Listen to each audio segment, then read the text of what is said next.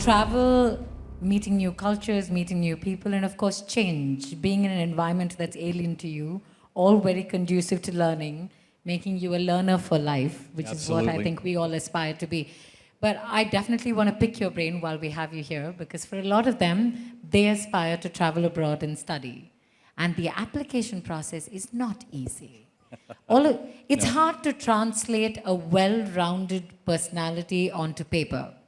So do you have any tips, any tricks, or at least what they should be working on while they're getting ready to apply to colleges abroad? Sure, and I'm going to stand up again because I'm going to talk to them, not you.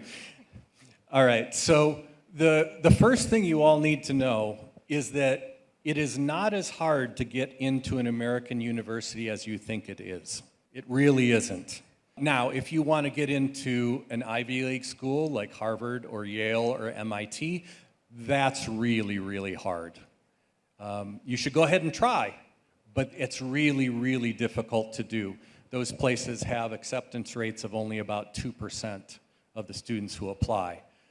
But getting into a really good university or college, and by the way, college and university in the US mean the same thing. They don't mean the same thing in some parts of the world, including India, but in the US they mean the same thing. So, but getting into a good college or university, most of you, I'm just guessing, but I would say probably 95% of you could get into a college or university in the US if you pick the right one. So it's not as hard as you think to get in, but the hardest part of it is the visa process because of the extended time frames that we are now in. We have some students who are trying to come this fall from India, and they were given visa appointments in 2026. So they won't be coming this fall. But some we are able to get emergency appointments for, et cetera. But that is very difficult. Other things to know about the U.S. right now, the U.S. In terms of what you call the SAT, what we call the SAT, most of the U.S. is now test optional. You don't have to turn that in. We base it solely on your high school GPA, which we calculate based on your test scores and your grades here. So it's really not as hard as you think, but it does take time.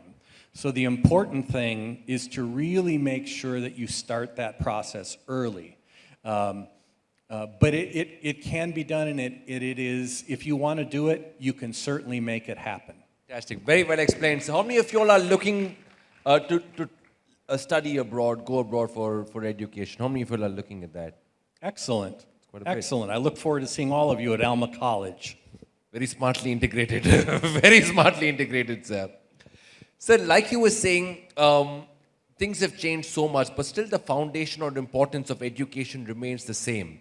What is, in totality, what is education as such? And what is the ideal relationship between a teacher and a student? Some people have it up to campus. Some people have a bond that goes beyond the campus. It's a lifetime impact that they have. So what is the ideal relationship, and who takes that step? Is it the student or is it the teacher? Who leaves that mark? In most cases, it's both ways. My students have taught me many, many, many important lessons over the years. And many of them I still stay in contact with. Some of them I'm very close to. Some of them fall away, just like life. So I think that I learn as much from my students as my students learn from me. But in terms of the education as a whole, I am a firm believer, and I think SSVM does this wonderfully, that the object of higher education in the world is to create really good human beings, first and foremost, before anything else. Create really good human beings, because those are the people who are going to change the world, whether in a big way or a small way. They're the people who take responsibility for the earth. They're people who take responsibility for those around them. And so if we can create really good human beings first, Then, after that, we try and create really educated human beings, people who can see multiple perspectives on the same problem, who can look at the things that are going on in the world and come up with new solutions. And then the last thing that we try and create is a student who's really good at math, sociology, history. Because those things, particularly in our lives, change over time. I'm a great example. I started off thinking I was going to be in music, then I thought I was going to be in psychology, then theater, and now I'm doing administration. So what I have had to know has changed over time. So if I am only locked into one thing, it's really difficult for me to change as the world changes. Fantastic. So would you like to see the addition of few subjects in the syllabus? Would you like to see certain things like an AI is compulsory?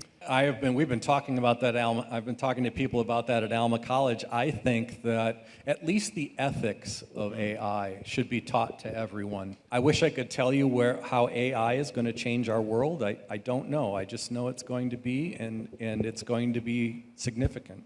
I also do think we ought to start teaching children how to just like file their taxes and manage their finances so they're not dependent on somebody else later. Because we learn about economics and we understand how India functions and how to calculate the GDP of a country, but we don't quite know how to file our own taxes when it's tax time.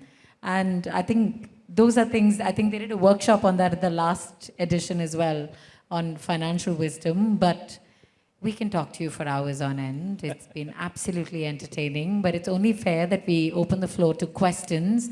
So can we get the mics out on the floor? This is Mitra SP from grade 10. How do you handle different opinions within a team or an organization? Very nice. That's a great question. Lovely question. How do you handle different opinions within an organization or a team? And so the first thing that I would say is if we are going to be innovative and if we're going to solve problems, we have to hear everyone's ideas. And we may decide that many of them don't work, but if we don't hear the idea, we never know. And so the first thing we have to do is, what I call it is listen exhaustively. So you listen to someone whose ideas are different from you or who disagrees with you for as long as they want to talk. And you let them say everything that they want to say before you say anything. Because most of the time when there's someone who disagrees with us, we're already thinking of how we want to respond before they're done speaking. And so you try your best to shut that part of your brain down and simply listen until they've said everything they've wanted to say. Then what I personally try and do is pick out a couple of things in what they've said that I can get close to agreeing to at least, if not already agree with. And I'll start there. You know, I really was interested when you said, I think that's a great idea. So if we can agree on that one tiny little thing, then we can work outward from there because we have a common point of contact then. So that's how I do it in teams. Little diplomatic, not yes, no, but a little more That's right. diplomatic, accepting. Thank you, sir. Very nice. I You're also welcome. love how the years of psychology are paying off. It is nice to see how everything you've tried in life has added a different facet to your personality. Don't say that, he'll start playing the guitar now. Don't. Okay, next question. Anyone? Sir, this is Danya of grade 10. What would you contribute to enhancing the students' experience in colleges and universities? Oh, what would I contribute to enhancing? If I was going to make a change in colleges and universities, one would be I would like to see us get rid of the lecture completely. I would love to have students watch lectures. You know, if it's not going to be interactive, let's not waste the time in person with that. And get to a point where the time with the teacher is the interactive time. Because that's not only what makes me feel the best as a teacher, but also where my students learn the most, where they can ask me questions, and we can go wherever they want to go. And so that would be one. I'm also a big believer that we need to think more about how we can give student experiences out in the world all the way along. It's one of the things that Alma College does really well. It gets students involved in the community from their very first semester on the campus. And I think the more that we can get students involved in the community, out in the community, working with people, the more that we can begin to make a difference in the world and have students understand how important it is.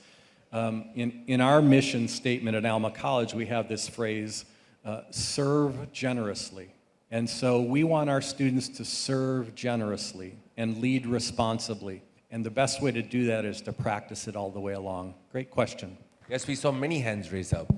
Namaste, sir. Namaste. Sir, I would like to know what role do you believe community and alumni engagement plays in the success of the college, and how you would like to contribute it? You know, in terms of community engagement of the students and the success of the college, I think that for any college or university to succeed and to be held in high regard and have students come to it and have students have a good experience, they have to have support from the community. And there used to be, at least in the US, there used to be this notion that the college and the university was separate.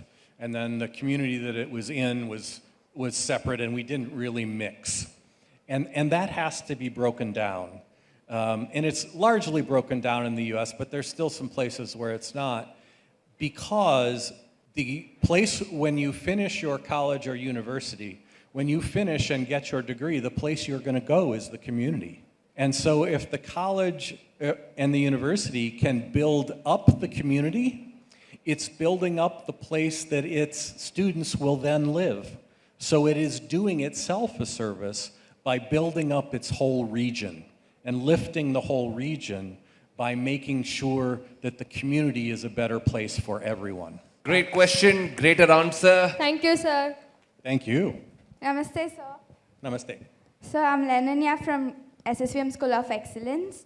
So my question is, given the growing prominence of online and remote learning, what approaches should the traditional colleges adopt to maintain their relevance and effectiveness in order to deliver a high-quality education?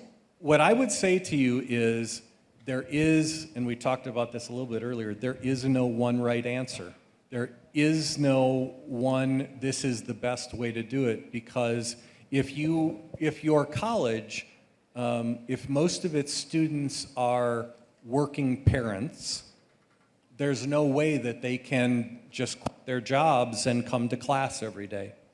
So in that case, you have to do a fair amount of it, either nights, weekends, and then online. So that might be the best mix of things for your school.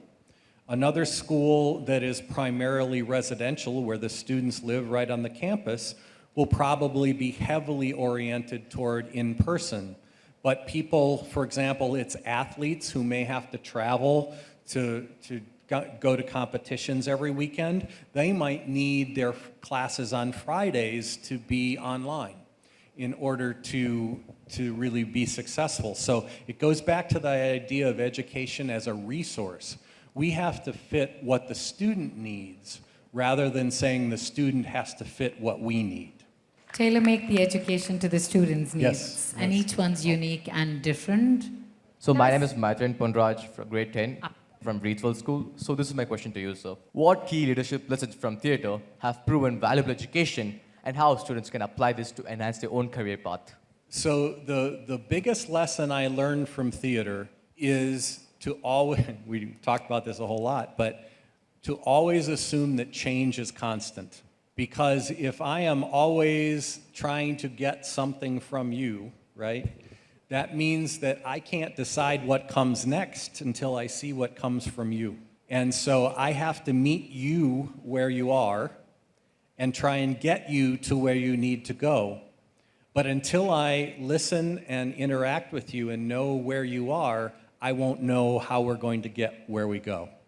So that is by far the biggest lesson from theater that I take forward, is that change is constant, and learning to sort of think on your feet and adapt and keep my focus on you is the biggest thing. Great question. So, Namaste, sir. I'm K. Kriti from grade 8.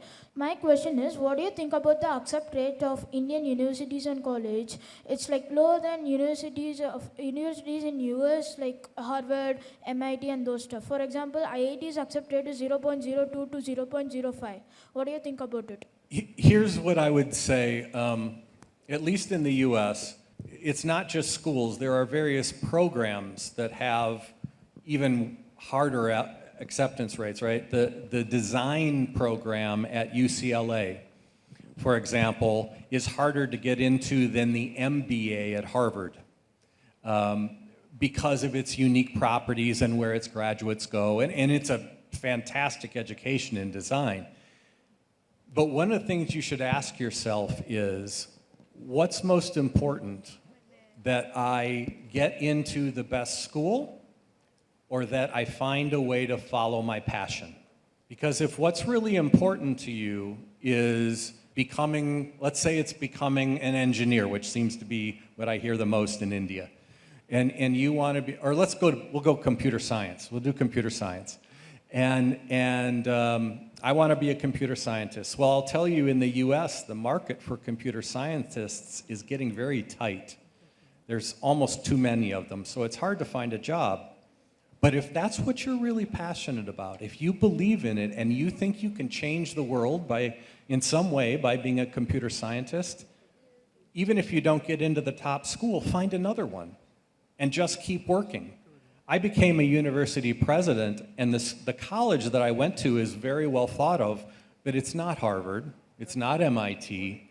It's a small private liberal arts school that really, and most of these are this way, they really focus on training leaders. That's what the liberal arts do, is they train leaders. And so I will be the first to tell you that my education in theater in my undergraduate college was not very good. It just was not very good. I had I had to learn on my own, and a lot I had to overcome, but I still got there. And you can still get there no matter where you go. You just might have to work a little harder. So more important to follow your passion than to try and follow what those numbers say, in my opinion. Good morning, sir. And this is Lydia Christina having a question for you. Teaching is a very noble profession, and today everything is changing exponentially. And I feel there's a need and a change that has to happen with the teaching faculty. And what suggestions would you give so that we can prepare for the future generations? Teaching is one of the hardest and yet most rewarding things in the world, right? Right, sir. You meet students who really struggle. Some of them will get farther than others. Some of them who you think, I don't know, suddenly end up as the CEO of a multinational company. And sometimes the ones you think are going to be great stars turn out maybe not to be because they found a different path. All you can do as a teacher, and I mean this quite sincerely, is love every one of them. You love every one of them and pick them up where they are and try and move them forward. What a class. What a fantastic class this is. And these lessons will be remembered for a long, long time, sir. Thank you.